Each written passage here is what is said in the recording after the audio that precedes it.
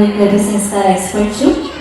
છેલ્લા 10 વર્ષથી ગર્ભ સંસ્કાર વિષય પર રિસર્ચ કરી રહી છું કે જ્યારે બાળક માતાના ગર્ભમાં હોય ત્યારે એમનો 80% વિકાસ થઈ જતો હોય છે અને આ સમય દરમિયાન શું થાય છે, શું જોવે છે, શું ચાખે છે, કેવું સ્પર્શ કરે છે અને કેવું અનુભવ કરે છે, એની સમગ્ર અસર એ બાળકના વિકાસ પર પડતી હોય છે અને આશીર્વાદના સ્ત્રાવથી તરબોળ થાય.